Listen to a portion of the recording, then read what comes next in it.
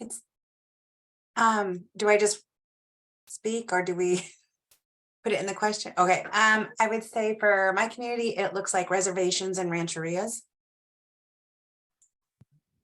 Thank you. Anyone else? Okay. The reason I wanted to ask this question is to just find out a little bit more about you. And I did hear from some of your stories today that that maybe some of these stories and some of these presentation and some of the topics I'm going to discuss today might bring up some experiences and feelings that you might have. So I just want to give you a little bit of a heads up that it's okay to feel the way you feel. We are going to be diving into some conversations about equity, housing equity. And so, you know, these aren't always hard, easy discussions. Sometimes they're rather hard. So let's dive into a few of the displacements because we talk about, we want to start here. Sorry. So the history of displaced communities, we know in the United States that displaced communities really inform our current housing environment at Washington County. And here are a few examples of past displacements. That includes Native, Hispanic, Asian, and Black communities. We already acknowledged tonight the displacement of Native people, the Atfalati Kalpuyans, which were the original band that inhabited Washington County. You know, we recognize that this is part of the history of our county. We also know that mass deportations have really impacted folks from all of the US. One of the first mass deportations was called Operation Wetback, which is in 1954. And that affected many folks that may have participated in the Bracero program. And I'll talk a little bit more about that later. But many of these displacements have a history, including the mass deportations and the indigenous removals, have a real history of violence across the US. We also have war refugees that live in Washington County, some from the Iraq War, the Afghanistan, Somalia, other places, including Ukraine more recently. War refugees, you know, come with various trauma and experiences, and so getting them connected to their community and services and people who speak their languages is always important.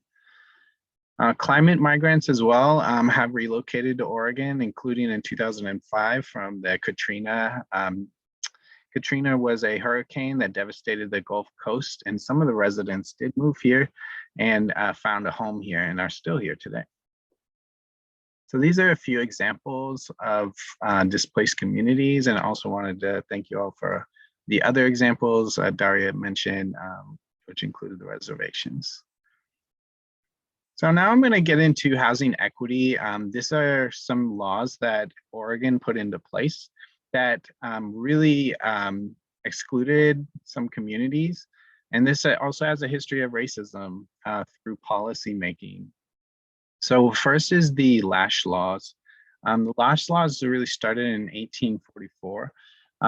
They were to make Oregon an unlawful place for Negroes or mulattoes to reside here in Oregon.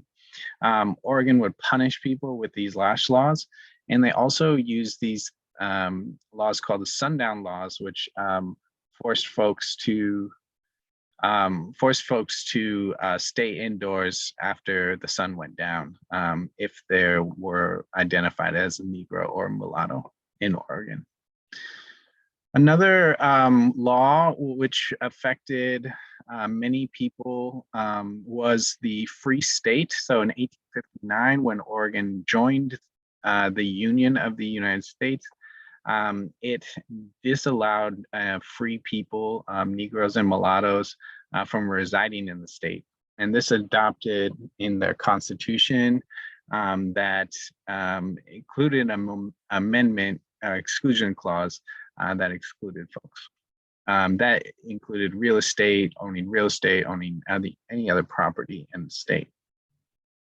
Oregon's segregated housing policy affected many communities of color that included the African Americans, Chinese, Hispanic, and Japanese communities were not allowed to own real estate in white neighborhoods throughout Oregon. And what they called that was the property covenants, meaning that properties could not be sold to people of those racial and ethnic compositions. And oftentimes they, real estate brokers and appraisers would say that people of color devalued their properties. And also in 1882, there was a Chinese Exclusion Act. This really impacted a lot of Oregon Chinese communities because they may have lost their land. They may have had their land repossessed. And then later, the same similar type of policy was enacted on Japanese Americans, barring them from owning land, called the Oregon Alien Land Law. Oregonians really created organizations of fear and oppression, one of which was called the Ku Klux Klan, as a racist and bigoted organization that was very xenophobic, is one of the largest chapters in the United States. And they had a lot of political power. They also targeted Jews and Catholics with prejudice and violence. The Bracero program I want to mention is a program that really was very expansive across the United States. It actually brought workers and folks to participate in the farm worker harvest throughout the United States. However, as the workers were doing great work and doing labor across the United States, many of them were given inadequate housing, and some maybe call it substandard housing, subhuman housing. Those were overcrowded housing situations. They were very camp-like, and the health and safety conditions were not very humane.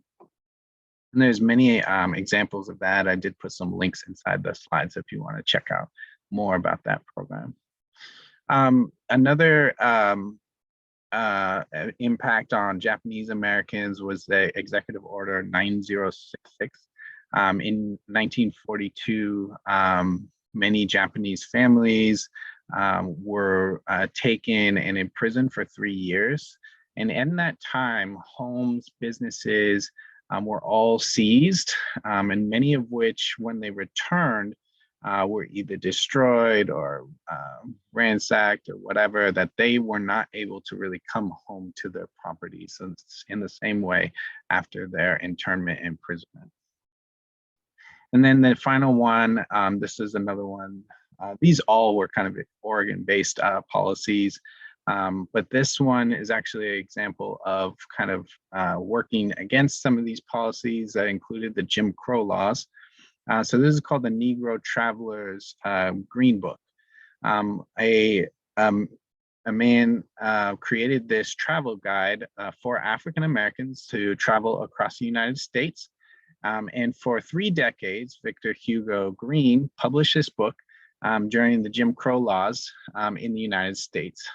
This book essentially gave people locations on how to avoid dangers and to find lodging and food, restaurants and things that were friendly to African Americans.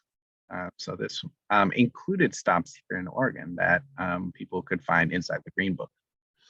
So now I'll do a little broader picture of just looking at federal policies and things in the United States that really impacted folks. So a lot of these are federal laws.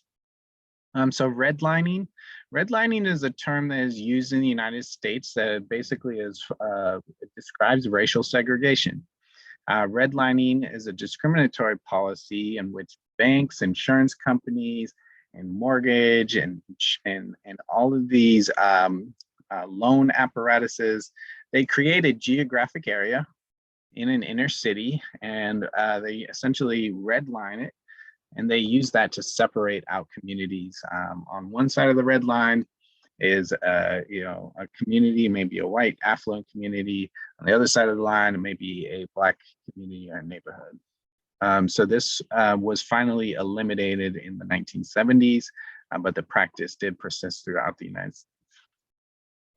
The Housing Act of 1937 and Section 8 in particular, this was the first housing choice voucher. Some of you may be familiar with the housing choice voucher, but most of the folks that have taken advantage of this program and are using the program still to this day are seniors, children, and people with disabilities. It's a tenant-based program and is flexible to help residents move from one unit to another. So this really created a lot of access to housing for many folks. The Civil Rights Act is commonly known as prohibiting the discrimination of race, color, religion, sex, and national origin on federal and state governments and in public places. This was established in 1964. And there were variations of the Civil Rights Act that passed over time, but it's always good to go back to the original one that passed in 1964. Later on, I'll jump into the Fair Housing Act, which was part of the 1968 policy of the Civil Rights Act, which did include a Fair Housing Act, which meant no discrimination in housing and renting of properties. And then later on, it was included that gender and sex-based discrimination would no longer be permissible. And in 1988, they also included people with disabilities and families. So the policy continued to expand and it continues to get updated to this very day. But it's the basis of which we can file lawsuits of discrimination if you feel that your rights are being violated. I did want to mention that urban riots and race riots of the 1960s and 70s, this was commonly covered in local newspapers and stories on TV and whatnot on some national broadcasts. But there were several riots throughout the country in Watts and Detroit in particular in the 60s, and later on in the 90s in Los Angeles. Many of these riots were described as race riots. However, they were really riots and protests against housing discrimination, employment situation, and lack of employment, and also unequal school systems. These general mistreatment by police led to rioting that included looting and arsons and whatnot, but in many ways they were protests against the system of oppression. And now to the Housing and Urban Development Act. This is where in 1968, much of this was led by the civil rights leader, Martin Luther King, focused on creating significant funding for public housing. And they also expand the mortgage fund so that more moderate income families could access housing. I already mentioned the American Disabilities Act that was included in 1988 in the Civil Rights Act, which prohibited discrimination for people with disabilities. And then finally, Native American Housing and Self-Determination Act of 1996 reorganized some of the systems of housing and assistance for Native American tribes and improved housing infrastructure. And to this day, there are housing block grants available for building tribal housing. And actually, I think recently in Washington, in Multnomah County, a block grant was received and built new housing, I think with NAIA. And so, yeah, that's really exciting. Oregon got some of those funds to build new housing, and very recently. All right, so now I want to pop up a poll. If I could ask our organizers if you have this poll available. I'm going to ask you to respond to this question, and I'll read through all the options. So take your time. What do you know and imagine the role of a community engagement for a housing services program? You can respond with these questions, with these answers. A liaison between community and county, bringing people together on important housing topics, promoting equity and anti-racism, navigating complex policy and program systems, uplifting community concerns, leading policy and program development, convening public advisory committees, and outreaching to the community. So go ahead and select one of the options. Actually, you can set multiple options. So what do you think community engagement looks like for our housing services program?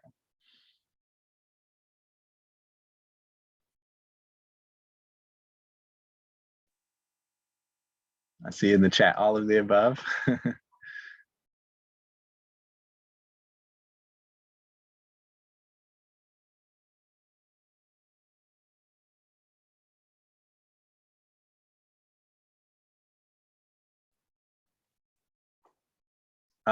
It looks like the poll, oh, there we go, now it's active.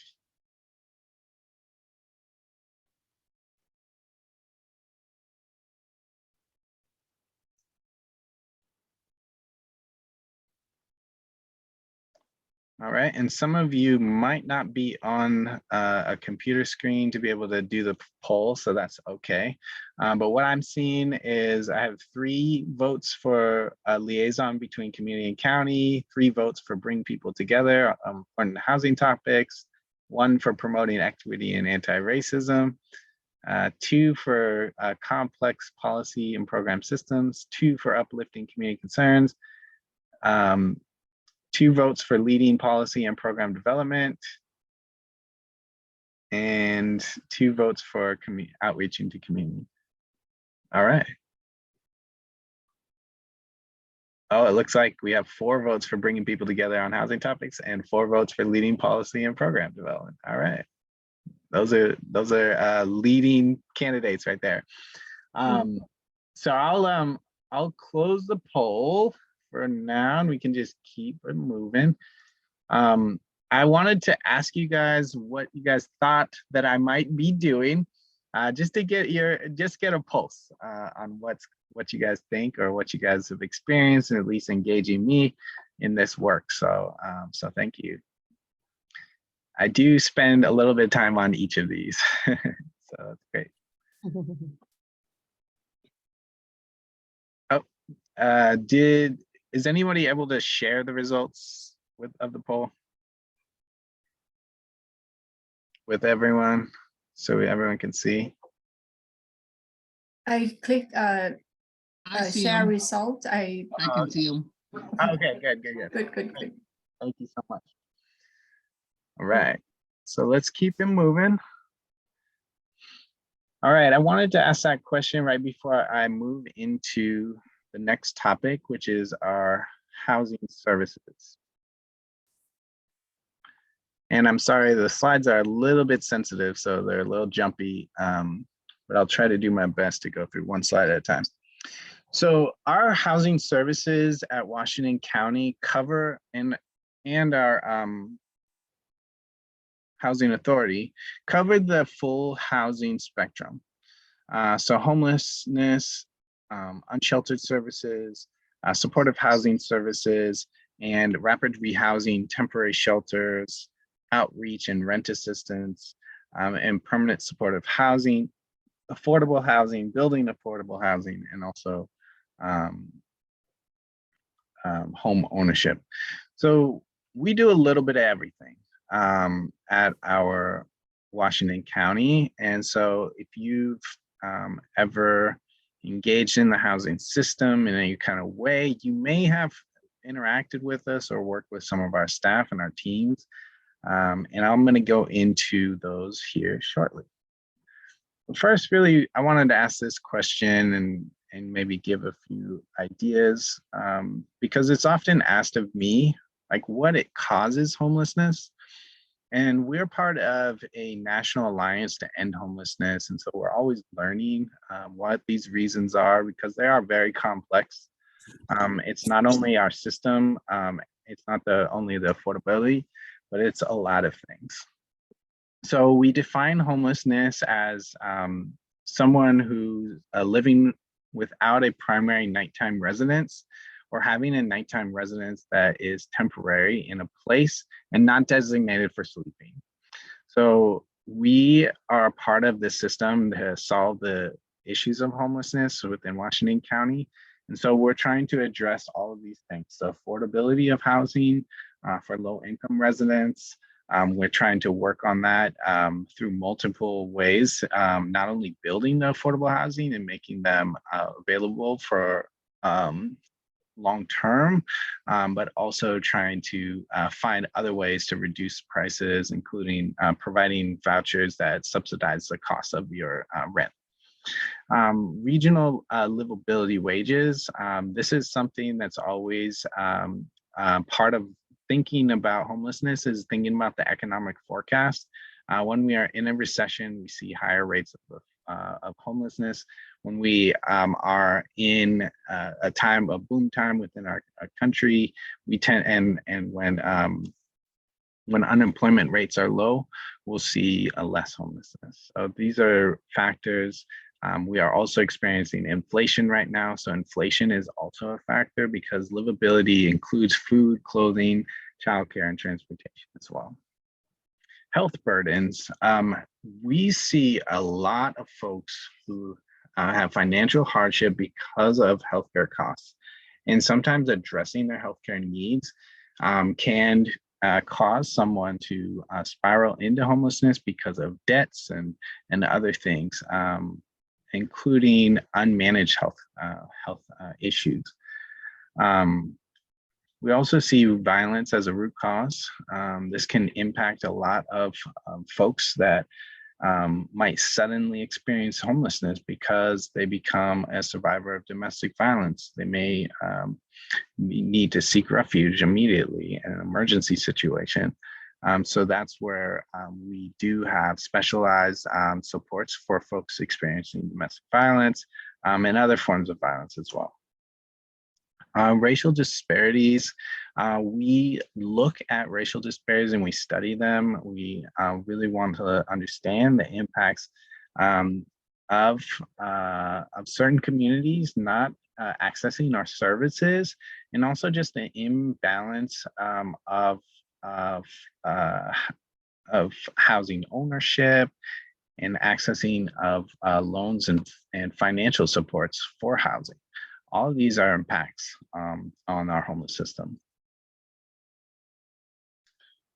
So the supportive housing equation and how we plan and work towards solving our homeless crisis in Oregon is this little math equation.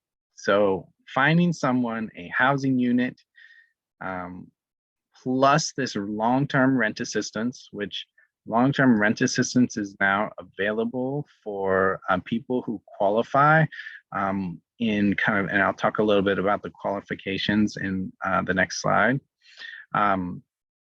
We provide in addition, which is called the wraparound services. We have over 20 partners and organizations that specialize in wraparound services working with our county to support residents in their goals for having permanent housing. And this is what equals a supportive housing system. We help people find jobs. We help people address healthcare issues.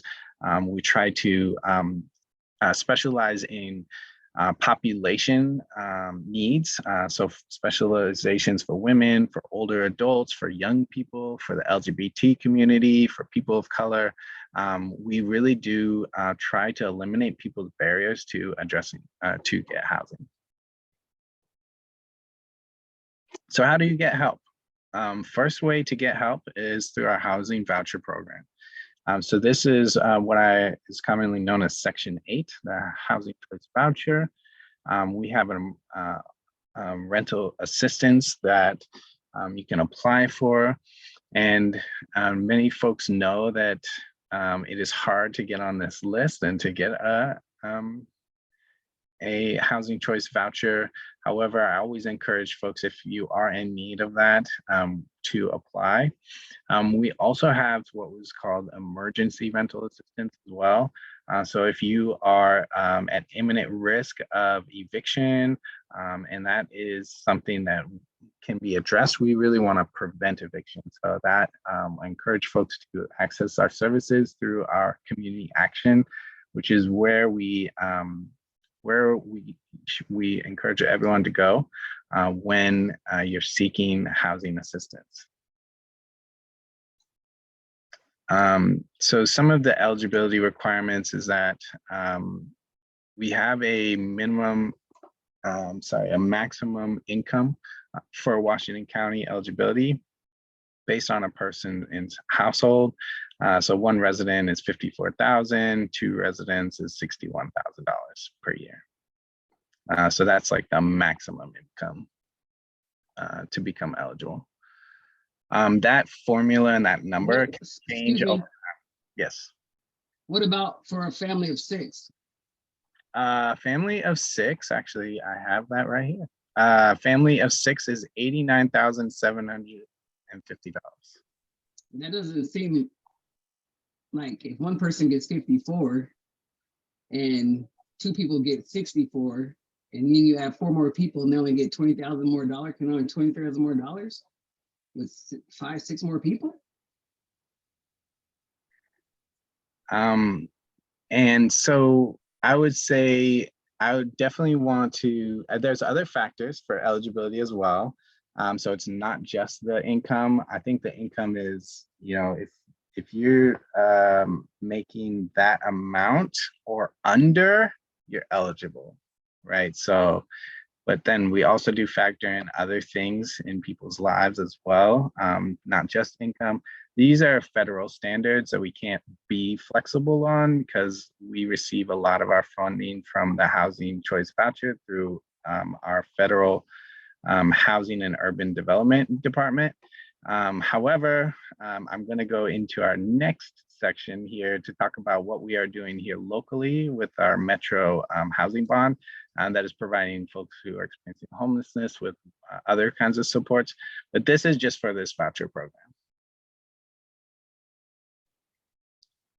Do you have a follow-up question, Melinda, or does that clarify that? No, that answered it. Thank you very much, Ty. Okay, cool. So let's shift over to homelessness and accessing housing supports for people who are homelessness or experiencing homelessness. This is fairly different from what is our HUD intake system. And so I just want to go over that with you guys because if you're experiencing some sort of emergency or if you've been homeless for a prolonged period of time, there's a way to get shelter very, very quickly. And so here's the steps to do that. One is connecting with your Community Connect. When Community Connect can be a variety of things. So we actually partner with over 20 organizations, community-based organizations. So you know, you might go to your local community organization that you're most familiar with. So it could be the Urban League, it could be ERCO, it could be Bienestar, it could be Centro Cultural. It could be Bridges for Change. You know, there's a lot of organizations that are part of this network. And so you go to your local folks that you work with on a regular basis, and they can get you connected to Community Connect.